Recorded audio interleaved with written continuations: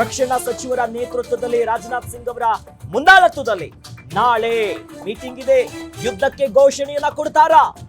ಪಾಕಿಸ್ತಾನಕ್ಕೆ ಬಿಸಿ ಮುಟ್ಟಿಸಬೇಕು. ಇಡೀ ಭಾರತ ಕಾಯ್ತಾ ಇದೆ. What next? ಭಾರತ ಏನ್ ಮಾಡುತ್ತೆ?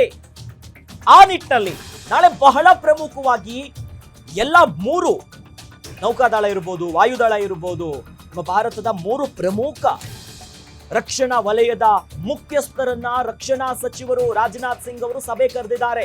ಹಾಗಾಗಿ ಯುದ್ಧಕ್ಕೆ ಘೋಷಣೆ ಮಾಡಿಬಿಡುತ್ತಾ ಭಾರತ? ವಾರ್ಗೆ ಓಕೆ ಎನ್ನುತ್ತಾ ಗ್ರೀನ್ ಸಿಗ್ನಲ್ ಕೊಟ್ಟು ಬಿಡ್ತಾರ? ಭಾರತದಲ್ಲಿ ಆರಾಮಾಗಿ ಜಮ್ಮು ಕಾಶ್ಮೀರದಲ್ಲಿ ಎಲ್ಲ ಒಂದು ರೀತಿಯಾಗಿ ಎಲ್ಲರೂ ಕೂಡ ಆರಾಮಾಗಿದ್ರು, ನೆಮ್ಮದಿ ಇದ್ರು. ಆದ್ರೆ ದಿಢೀರಂತ ಉಗ್ರರು ದಾಳಿ ಮಾಡಿ ನಮ್ಮವರು 27 ಜನ ರಕ್ತದ ಮಡುವಿನಲ್ಲಿ ಕೊನೆ ಉಸಿರೆಳೆದಿದ್ದಾರೆ ಈ ಉಗ್ರರ ಕೃತ್ಯದಿಂದ. ಆ ನಿಟ್ಟಿನಲ್ಲಿ ಇವತ್ತು ಪ್ರಧಾನಿ ನರೇಂದ್ರ ಮೋದಿ ಅವರ ನೇತೃತ್ವದಲ್ಲೂ ಕೂಡ ಮೀಟಿಂಗ್ ನಡೀತು. ಮೀಟಿಂಗ್ ಆಗ್ತಿದ್ದಂತೆ ಬ್ರೀಫಿಂಗ್ ಹೊರಬಂತು. ಆ ಮೂಲಕ ಹಲವು ಪ್ರಮುಖ ನಿರ್ಧಾರವನ್ನ ಕೈಗೊಂಡಿದ್ದಾರೆ. ಪಾಕಿಸ್ತಾನಕ್ಕೆ ಬಿಸಿ ಮುಟ್ಟಿಸದೆ ನಾವು ಸುಮ್ಮನೆ ಬಿಡಲ್ಲ ಅನ್ನೋನಾಗಿ ರಾಜತಾಂತ್ರಿಕ ಯುದ್ಧ ಕಟ್ ಎಲ್ಲ ಸಂಬಂಧಗಳು ಕಟ್, ಬೇಕಾಗಿಲ್ಲ, ಭಾರತವನ್ನ ಬಿಟ್ಟು ಹೋಗಿ ಅಂತ 48 ಗಂಟೆಗಳ ಕಾಲ ಅವಕಾಶ ಕೊಟ್ಟಿದ್ದಾರೆ. ಡೆಡ್ ಲೈನ್ ಇದೆ.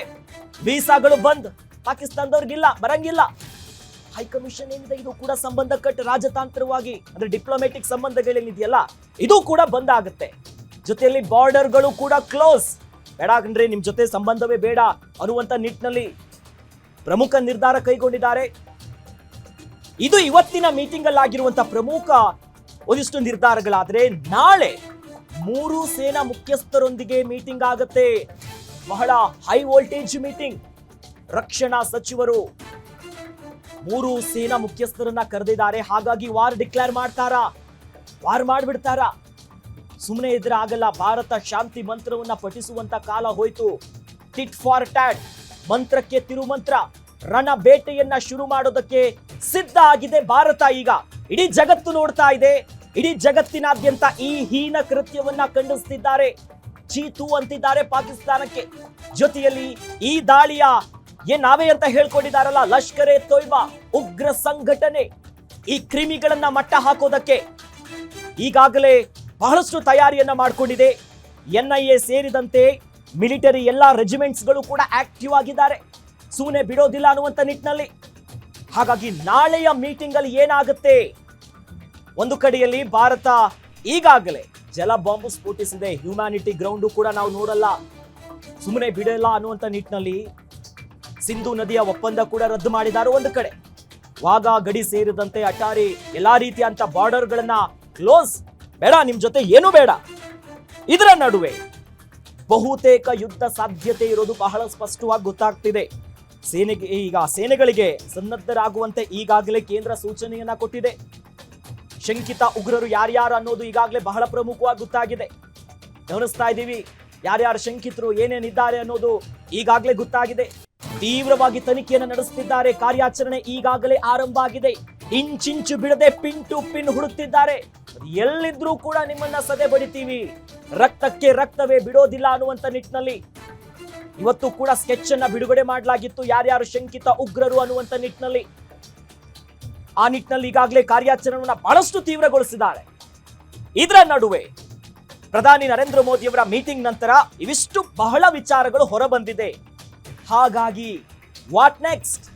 ನಾಳೆ ಏನು ಮಾಡ್ತಾರೆ? ಸೇನಾ ಪಡೆಗಳು ಸನ್ನದ್ಧರಾಗುವಂತೆ ಈಗಾಗಲೇ ಸೂಚನೆ ಹೋಗಿದೆ ಅನ್ನುವಂತ ಮಾಹಿತಿ ಲಭ್ಯವಾಗ್ತಿದೆ. ಇದಕ್ಕಿನ್ನಷ್ಟು ಪುಷ್ಟಿ ಕೊಡುವಂತೆ ನಾಳೆ 3 ಸೇನಾ ಮುಖ್ಯಸ್ಥರ ಜೊತೆ ರಕ್ಷಣಾ ಸಚಿವರು ರಾಜನಾಥ್ ಸಿಂಗ್ ಅವರು ನಾಳೆ ಸಭೆಗೆ ಕರೆದಿದ್ದಾರೆ. ಮೀಟಿಂಗ್ ನಡೆಯುತ್ತೆ ನಾಳೆ. ಯಾವ ರೀತಿಯಾಗಿ ಸಿಚುವೇಶನ್ ಅನ್ನ ಹ್ಯಾಂಡಲ್ ಮಾಡಬೇಕು, ಭಾರತ ಒಂದು ಗಟ್ಟಿ ಸಂದೇಶ ಕಳಿಸಲೇಬೇಕಾದಂತ ಪರಿಸ್ಥಿತಿ ಇದು. ಹಾಗಾಗಿ ನಾಳೆಯ ಸಭೆಯಲ್ಲಿ ಏನು ತೀರ್ಮಾನ ಮಾಡ್ತಾರೆ ಅನ್ನೋದು ಬಹಳಷ್ಟು ಕುತೂಹಲಕ್ಕೆ ಕಾರಣ ಆಗಿದೆ. ಈ ದೇಶ ಕಾದು ನೋಡ್ತಿದೆ. Indus Waters Treaty of 1960 will be held in abeyance with immediate effect until Pakistan credibly and irrevocably abjures its support for cross-border terrorism. 2. The integrated checkpost Atari will be closed with immediate effect. Those who have crossed over with valid endorsements may return through that route before 1 May 2025. Pakistani nationals will not be permitted to travel to India under the SARC visa exemption scheme visas. Any SVAS visas issued in the past to Pakistani nationals are deemed cancelled. Any Pakistani national currently in India under SVES visa has 48 hours to leave India. 4. The Defence, Military, Naval and Air Advisors in the Pakistani High Commission in New Delhi are declared persona non grata. They have a week to leave India. India will be withdrawing its own Defence, Navy and Air Advisors from the Indian High Commission in Islamabad. These posts in the respective High Commissions are deemed annulled.